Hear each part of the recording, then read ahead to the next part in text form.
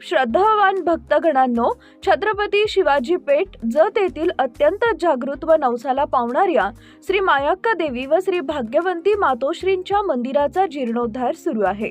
या पवित्र कार्यात भक्तिभावानं सहभागी व्हा। तुमची छोटीशी देणगी ही देवीच्या कार्याला मोठं बळ देईल। संपर्क बसवराज महाराज अलगूर, फोन पे गुगल पे 97 67 27 22 77। देवी भक्तांनी एकत्र येऊन हे पुण्य कार्य यशस्वी करावे ही नम्र विनंती। नमस्कार, मी मेघा जगताप, बीबीएम न्यूज मध्ये आपल्या सर्वांचं स्वागत। पाहूया आजच्या घडामोडी।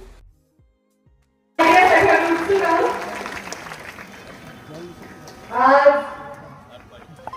जत येथे नगर परिषदेच्या प्रचारार्थ आयोजित या सभेला मंचावर उपस्थित आपल्या सर्वांचे लाडके आणि झुंजार आमदार, एक उत्कृष्ट असे वक्ता असणारे आमदार, ज्यांच्या नावातही गोपी आहेच, त्यामुळे गोपीचंदजी पडळकर एक विशेष आपुलकी तुमच्या विषयात मला वाटते। मंचावर उपस्थित त्यांच्या प्रचाराला आम्ही आलेलो आहोत। प्रचाराला येण्याच्या संदर्भामध्ये भाषणात त्यांनी पूर्ण जुनं नातं सांगितलं। मुंडे साहेबांनीच त्यांचं लग्न जुळवल्याचंही त्यांनी सांगितलं आणि त्यांना मुंडे साहेब जावाई म्हणायचे, तर मी पण त्यांना आता जावाईच म्हणावं, साहेबांचे जावाई म्हणजे आमचे जावाई। आणि म्हणून आमचे डॉक्टर रवींद्रजी अळवी यांच्या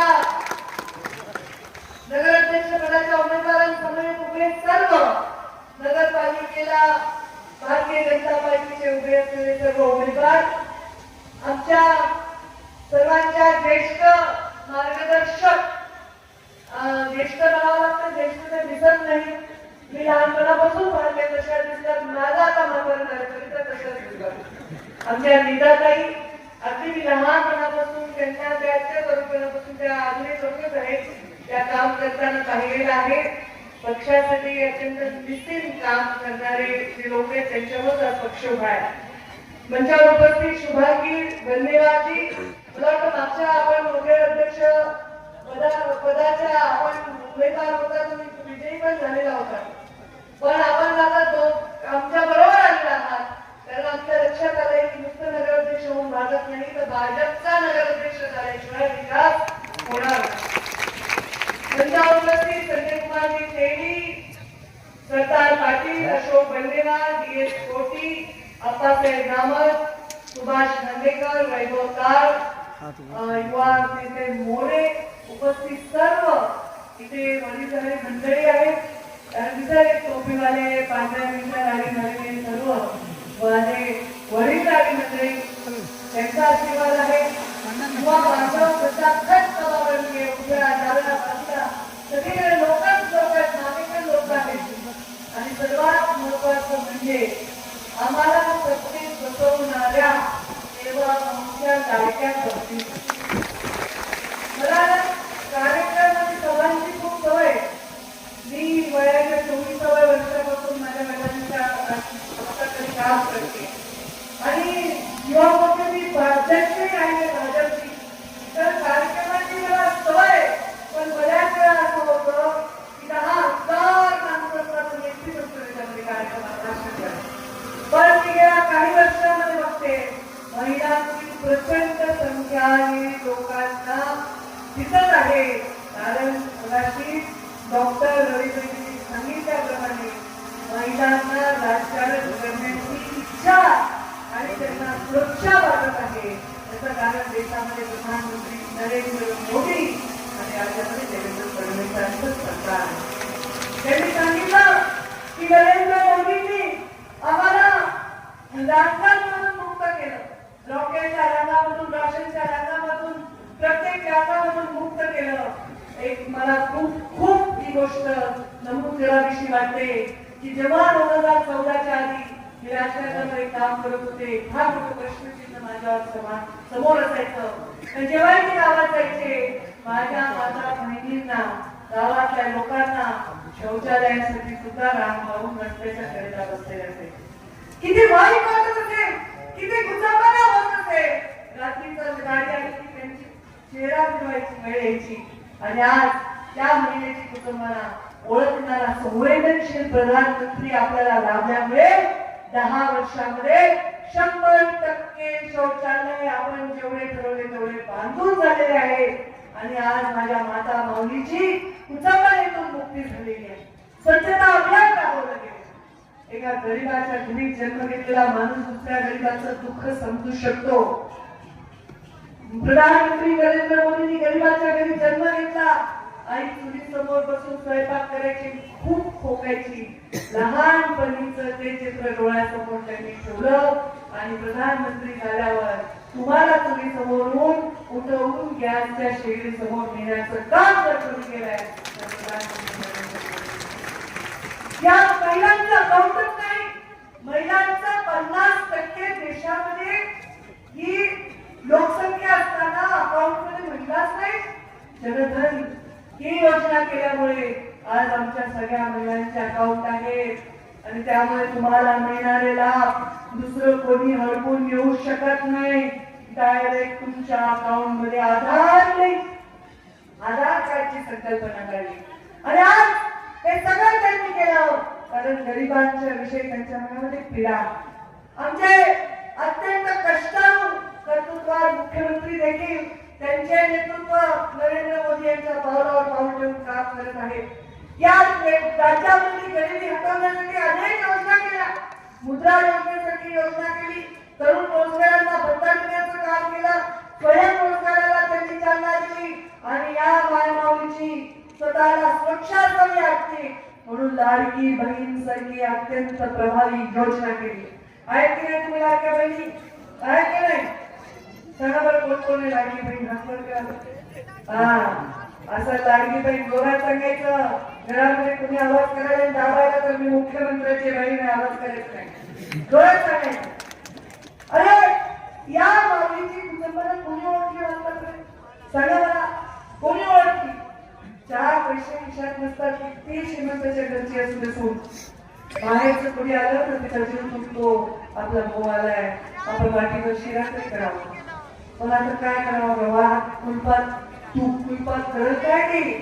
आज तिच्या खिशात पैसे आहेत. 3 पावशे रवा आणून 3 तोळे तूप आणून आपल्या घरात माहेरून आलेल्या माणसाला गोड करून आपली सुद्धा शान करतात. आपल्या वडिलांना बरं नाहीये आपल्याला माहेरी जायचंय पण खिशामध्ये पैसे नाही. आपण कसं विचारावं? आपल्याला परत माहेरी जायचंय. आपल्या घरात कोणाला तरी बरं नाहीये. एसटीच्या तिकिटाची पण सोय झालेली आहे का नाही? आहे का प्रॉब्लेम? पुन्हा खिशामध्ये 4 पैसे आहेत. आपण आपल्या बच्च्याला वगैरे गुळगुळाचं पाकिट 2 ग्लुकोजचं बिस्किट घेऊन माहेरी जाऊ शकतो. अरे ही महिला तिची बचत ती कधी स्वतःसाठी नाहीये. मला सांगा त्या लाडक्या बहिणीचा पगार तुमच्या अकाउंट मध्ये आला. तुम्हाला मला त्या लाडक्या बहिणीचे पैसे मिळाले. मला शब्दावर मी आज सांगू शकते की ती सुद्धा स्वतःसाठी जवळ पात्र घेतलं नाही. घेतलं का? शपथ खाऊन काही गंठन केला स्वतःसाठी? काही केलं का? काही घेतलं नाही. हे पैसे जपून ठेवले.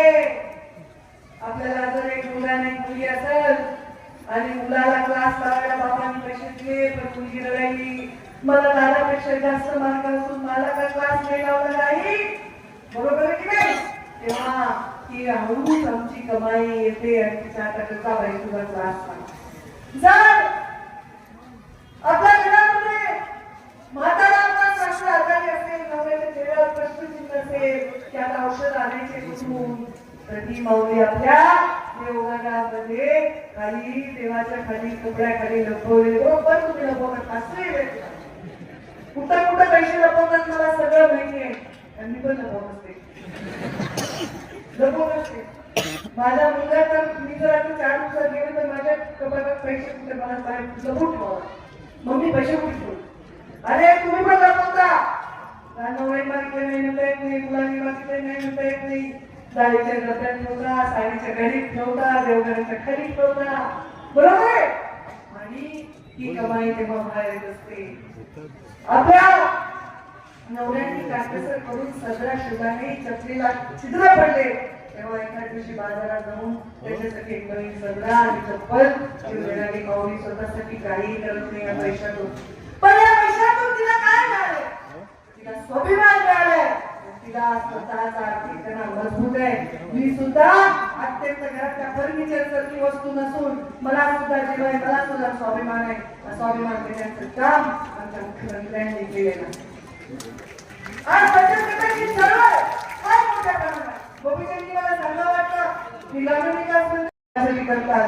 या जिल्ह्यामध्ये सुद्धा जयंत शिवाजी फार मोठ्या कामं केलेले आहेत. मागासलेल्या आणि पूर्णपणे दुष्काळी भागामध्ये मोठं काम केलंय.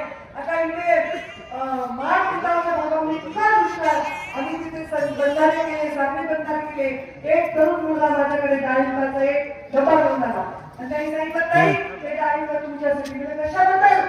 तुम्हाला ताई तुम्ही आमच्यासाठी साखळी बंधारे केले, आमची जमीन निवड वेळ होती, त्याच्यावर काही येत नव्हतं, त्याच्यावरून मी ड्रिप लावला आणि डाळिंबाची शेती केली. आता माझे डाळिंब मुंबईच्या बाजारात येतात की तुमची टीम आहे. मग काय पाहिजे आपल्या शेतकऱ्याला? जेव्हा तो घाम पाळणारा शेतकरी आपल्याला डोळ्यातून आशीर्वाद देतो, याच्यापेक्षा मोठी कुठली संपत्ती नाही. ती माय मागणी आम्हाला आशीर्वाद देते, याच्यापेक्षा मोठी कुठली संपत्ती नाही. आज तुम्ही सांगितलं या भागाच्या विकासाचा पूर्ण ब्लूप्रिंट गोपीचंद पडळकरांनी तयार केली आहे. का आतापर्यंत इतिहासात कोणत्या आमदारांनी एवढी काळजी केली? कधी विचार केला का की या भागाचा मला 5 वर्षामध्ये संपूर्ण चेहरा मला बदलायचा आहे? ते गोपीचंद पडळकरांनी केलंय. मी त्यांच्या पाठीशी आणि माझ्या पाठीशी मुख्यमंत्री खंबीरपणे उभे. आम्ही हा पूर्ण ब्लूप्रिंट प्रत्यक्षात उतरवू.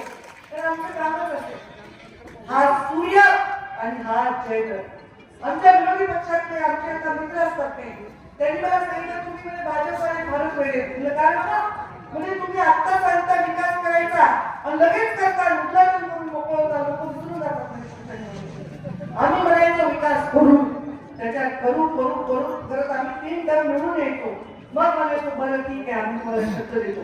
1 लाखाचा फंड मिळाल्यानंतर गावामध्ये जल्लोष व्हायचा, फंड मिळाल्यानंतर त्याचं वन कॉन्ट्रोल निघाल्यावर जल्लोष व्हायचा, त्याचे 10 उद्घाटन व्हायचे आणि मग आपण तो लोकांकडे कळायचो. आणि तुम्ही शब्द दिला की लोकांकडे करता. यांचा प्रसार विकास हा सूर्य आणि हा चंद्र. आम्ही सांगितलं लोकांना की आम्ही तुम्हाला राष्ट्रीय महामार्गाने जोडू. आम्ही जोडलं. आम्ही मुख्यमंत्री ग्रामसेवक योजनेने जोडलं. आम्ही जलयुक्त शिवार केलं. आम्ही बचत गटाची चळवळ लावली. आम्ही लाडकी बहीण केली. आम्ही शेतकरी सन्मान योजना केली. आम्ही शेतकऱ्याच्या अकाउंटमध्ये डायरेक्ट मदत करायचा निर्णय वेळोवेळी घेतला आणि ती त्याच्यापर्यंत पोहोचेल याची काळजी केली.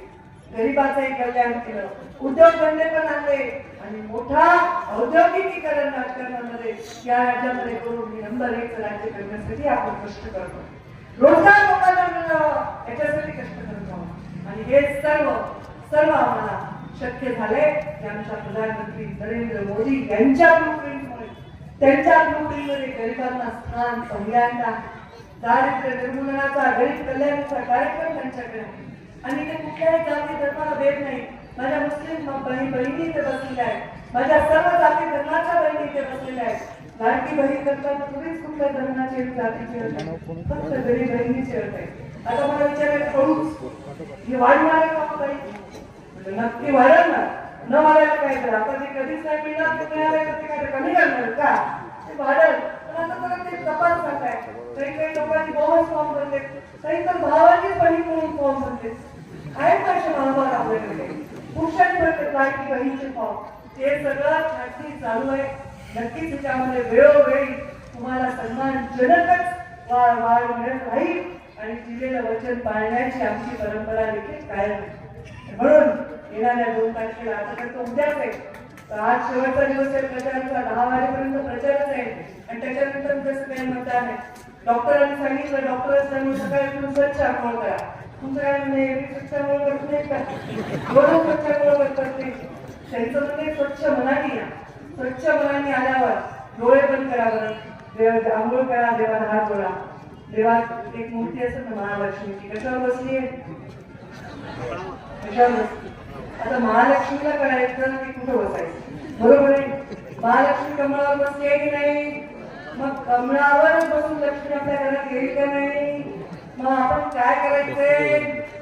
काय करायचंय? कोणतं बटन दाबायचं? कोणतं बटन दाबायचं? कोणतं बटन दाबायचं? निवडून आले का?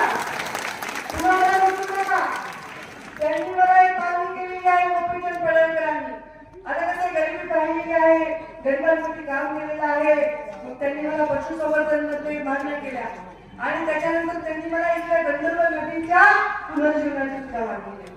फार मोठं काम. आता देवेंद्रजी फडणवीस आमच्या बीडच्या सभेत आले होते आणि त्यांनी सांगितलं की बंगलेला त्यांच्या खात्यातून फार मोठं काम नदी पुनर्जीवनाचं होणार आहे. जसा मोदीजींना नमामि गंगे प्रकल्प केला तसा या राज्यामधल्या नद्यांचं पुनर्जीवनाचं काम आम्ही करणार आहोत आणि फार लोकांचं पुण्य त्याच्यातून मिळेल. त्यांचे बाधी आपले आहे ते जीवन आहे आणि त्याच्यासाठी आम्ही काम करणार आहोत. मला तर जीवनामध्ये कमाल वाटते.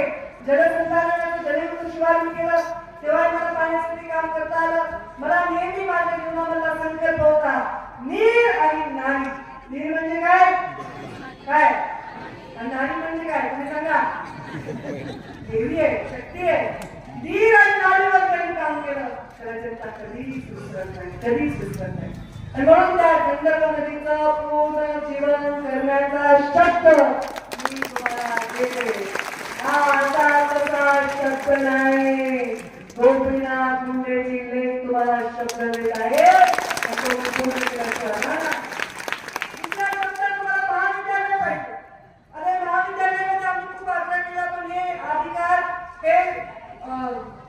युनिव्हर्सिटीला आणि म्हणून त्यांनी काय केलं एका विभागात एकच महाविद्यालय द्यायचा निर्णय केला. पण तुमच्या मागणीचा सन्मान करून या भागातल्या भागातून लोक शिकावे, मुलं शिकावे आणि या भागामध्ये प्रयोग व्हावे वेगवेगळे जेणेकरून आपण आपल्या ज्या जाती आहेत, ज्या आपल्या भारतीय जाती आहेत, गाडीच्या बकरीच्या कोंबडीच्या त्यांचं इथे मोठ्या प्रमाणावर काम व्हावं यासाठी या महाविद्यालयाचा सुद्धा आग्रह मी धरेन. हे सुद्धा कोबीच्या पडळकरांची मागणी पूर्ण करण्यासाठी मी स्वतः माझं काय पाहिजे आपल्याला एक हात मत दो, एक हात विकास हो. मत हे विकासासाठी असतात. मोदीजींनी तुम्हाला सगळ्यांना नेतृत्व दिले म्हणूनच रांग एक पाहिजे ती म्हणजे मतदान केंद्रावरची रांग. या मतदान केंद्रावरची रांग व्हायला म्हणजे नेतृत्वावर विश्वास असणं आहे आणि आपल्या नेतृत्वाच्या दूरदृष्टीवर विश्वास असतो.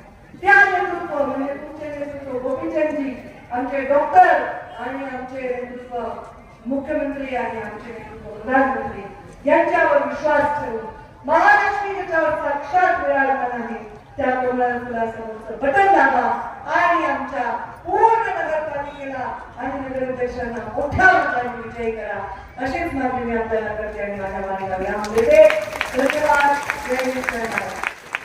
खूप खूप धन्यवाद कामगार पंकजाताई. आपण आलात आणि जगच्या भूमीला आपला स्पर्श झाला. पर्यावरणाचा विकास. बातमी आणि जाहिरातीसाठी आमच्या चॅनलला लाईक आणि सबस्क्राईब करा. धन्यवाद.